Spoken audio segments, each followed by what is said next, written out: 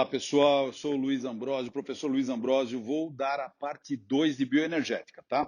Então, na parte 1, nós vimos respiração aeróbia, feita por mitocôndrias, tá? E vimos a produção de ATP lá. Agora nós vamos para a respiração anaeróbia. Então, cuidado aqui. Respiração anaeróbia é aquela em que eu produzo ATP, mas eu não uso oxigênio.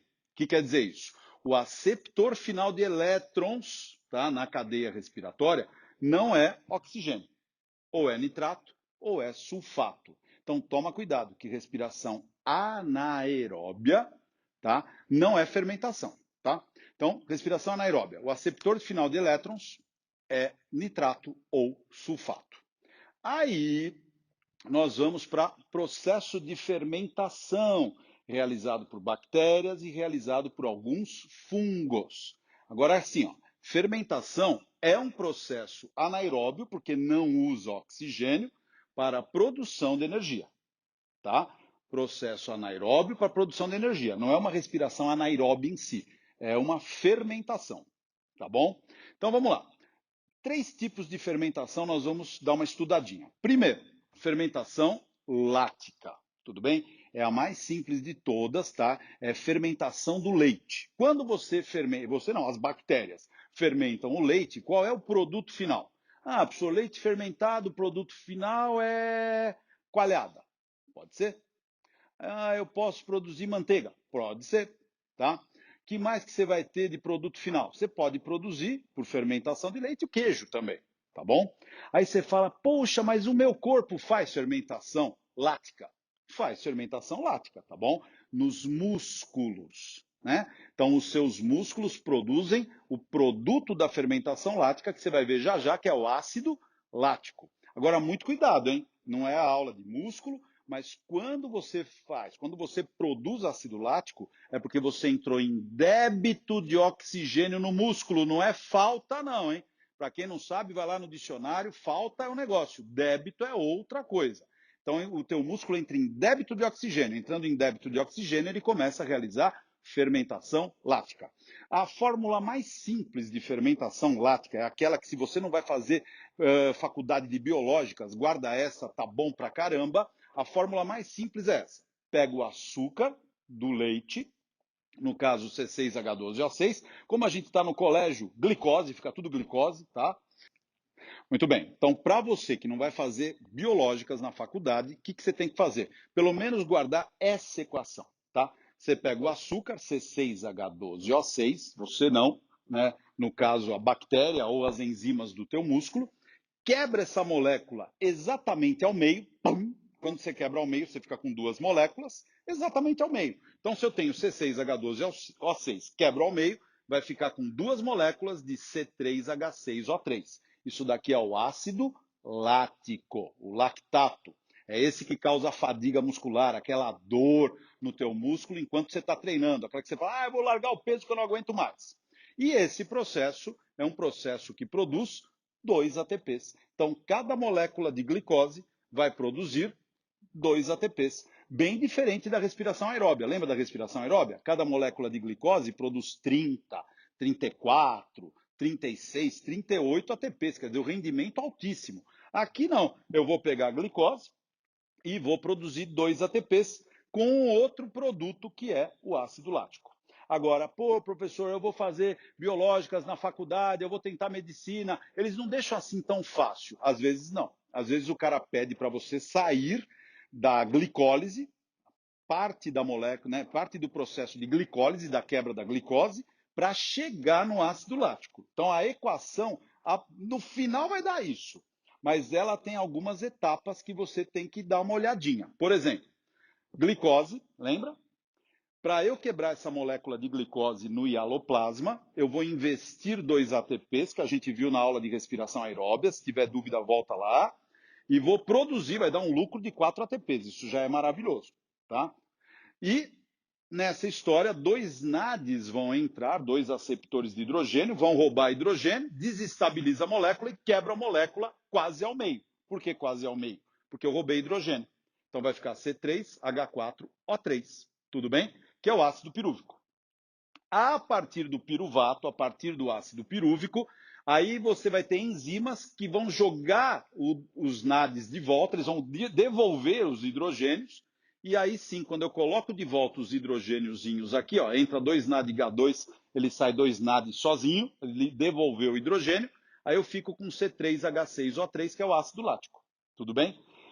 Resumindo, a equação fica assim: glicose quebrada em duas moléculas de ácido lático, produzindo 2 ATPs. Da onde vieram esses 2 ATPs? 4 que rendeu, menos 2 que eu investi, lucro, 2 ATPs. Tá? Aparentemente parece um pouquinho mais difícil, mas se você guardar pelo menos essa equação, tá, da fermentação lática, eu acredito que já resolva o seu problema. Muito bem, agora nós vamos para as duas outras fermentações, a alcoólica e a acética. Muito bem, pessoal. Agora nós vamos para a fermentação alcoólica. Tá? Então, algumas bactérias, alguns fungos fazem a fermentação alcoólica, principalmente fungos. Tá? Então, o que a gente vai fazer? Por exemplo, se eu fermentar o açúcar de frutas, sei lá, por exemplo, a uva, eu vou obter o produto dos deuses, que é o vinho. Tá? Então, a fermentação alcoólica produz o álcool etílico. Se eu pegar cana de açúcar, fermentar a cana, eu vou produzir a pinga, o etanol. Aí você fala, putz, eu tenho que saber essa equação? Tem, tá bom? Tem. A equação geral, mais fácil, é a seguinte: glicose ou frutose, que é o açúcar da fruta, tá bom? Ele vai ser quebrado em duas moléculas de C2H5OH. C2H5OH, isso aqui ocorreu pela ação de enzimas, tá? C2H5OH é o etanol, é o álcool etílico, tá? Veja que ele ainda tem duas ligações carbono aqui, ainda tem muita energia acumulada aqui. Tanto é que o teu pai usa isso para mover o carro dele jogando etanol no tanque. Quer dizer, tem muita energia acumulada aqui. Então, sobrou álcool etílico, tá bom? E libera gás carbônico, tá? E produz 2 ATPs, tá bom? Aí você fala, poxa, então a equação é glicose formando duas moléculas de álcool etílico, gás carbônico e ATP. Sim. Sua mãe, não tenho nada com sua mãe, não conheço sua mãe, ela usa esse fenômeno, esse processo. Aí você fala, mas para que minha mãe usa esse processo? Para produzir pão. Ah, é? É. Tua mãe pega o fermento, né, o Saccharomyces cerevisiae, o fermento Fleischmann, lembra da marca lá, Fleischmann, fermento biológico, e aí ela monta a massa do teu pãozinho, joga o fermento, terminou de montar a massa, deixa descansando, aí a tua mãe faz umas mágicas, não faz? Ela pega uma bolinha lá da massa, põe dentro de um copo d'água e deixa a massa descansando. Nesse período, se você reparar, tua mãe vai lá e liga o forno, né? Ligou o forno para deixar ele pré-aquecendo. E tua mãe vai esperar. Aí você fala, vai esperar o quê? Se você nunca viu isso, deveria ter visto, tá? Pelo menos vai lá na tua avó faz isso. Aí ela vai esperar aquela bolinha subir para a superfície lá do copo. Está lá no fundo do copo, da água, ela sobe. Aí você fala, nossa, mas por que a bolinha subiu? Porque começou a fermentação, tua mãe sabe. Começou a fermentação, começou a liberar gás carbônico, tá? No meio da massa. Esse gás carbônico vai deixando a massa menos densa. E aí, a força de empuxo da água do copo vence a força peso e empurra ela para cima, tá? Tua mãe olhando aquilo fala, ó, eu tenho que ajudar aqueles fungozinhos a aumentar a fermentação. Aí a tua mãe pega aquela assadeira com a massa, que já sabe que está liberando gás carbônico, e coloca no forno. Ela coloca no forno para quê? Para fornecer energia térmica e aumentar, acelerar isso aqui, aumentar a energia cinética do processo. Aumentando a velocidade do processo, sua mãe vai fazer com que os fungozinhos liberem mais gás carbônico. Quando libera mais gás carbônico, o gás carbônico vai pegando aquela massa mole e vai expandindo a massa, vai fazendo a massa ficar mais expandida. Aí tua mãe fala, não abre o forno não, hein, meu, que se abrir o forno, o que acontece? O gás carbônico vai embora, não sustenta a massa e a massa colapsa sobre si mesma. Então, a tua mãe fala, deixa esse negócio aí, não abre o forno não, senão o gás carbônico vai embora. Enquanto isso, ela dá tempo para assar a massa. E aquela massa que estava no estado meio molão, ela vai assar e vai passar para o estado sólido. E ela se autossustenta, tá? Ela não colapsa sobre si mesma. E aí terminou de assar, 20 minutos, 30 minutos depois, a tua mãe desliga o forno e fala, agora pode abrir, porque o gás carbônico não sustenta mais a massa. Então veja como cai isso no vestibular. Fermentação alcoólica serve para produzir álcool etílico, mas a fermentação alcoólica serve para tua mãe fazer o pão devido à liberação do gás carbônico, tá? Então cuidado com essa equação. De novo, se você não vai para a área de biológicas, essa equação é mais do que suficiente. Se não, nós vamos cair na equação do quê? Do ácido pirúvico, tá? Então nós vamos pegar o ácido pirúvico, lembra do ácido pirúvico? Ele vai sofrer ação enzimática, vai ter uma descarboxilação, aqui o gás carbônico saindo, é aqui, vai formar essa molécula de acetaldeído, tem algumas provas que cai essa equação mais completa, o aluno se perde todo, fala, ai meu Deus, eu esqueci tudo, vai formar acetaldeído, o acetaldeído vai receber 2 NADH2, que vão dar o H2 para ele, saindo 2 NAD, e o produto final é o famoso C2H5OH, que é o álcool etílico, é o etanol. Então essa equação é mais completa, partindo do quê? Do ácido pirúvico, chegando no álcool etílico. Mas, de novo, se você guardar essa equação aqui, bem, tá ótimo, tá de bom tamanho. E aí tem aluno que fala, poxa, professor, eu sei que o vinho, né, produto da fermentação alcoólica, eu às vezes deixo ele aberto lá na geladeira ou mesmo em cima da pia e ele vira vinagre. O que eu fiz de errado? Um monte de coisa. Primeiro, abriu a garrafa de vinho, bebe o vinho, tá? Senão não abre. Primeiro problema que você teve.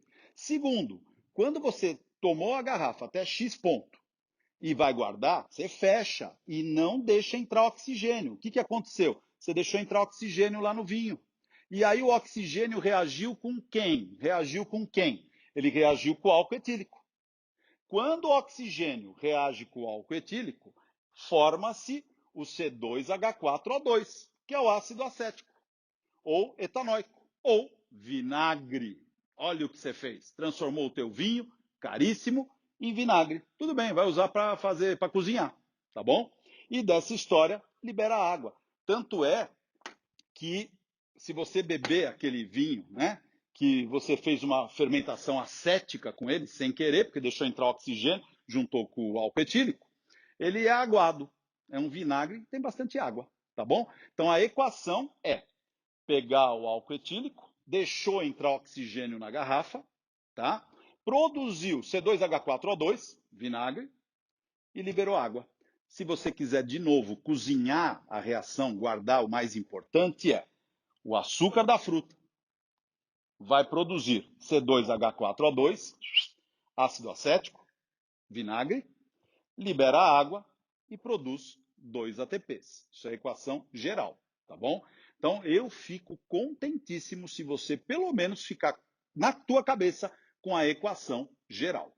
Então não se esqueça, bioenergética 1 e bioenergética 2, nós vimos processos de produção de ATP.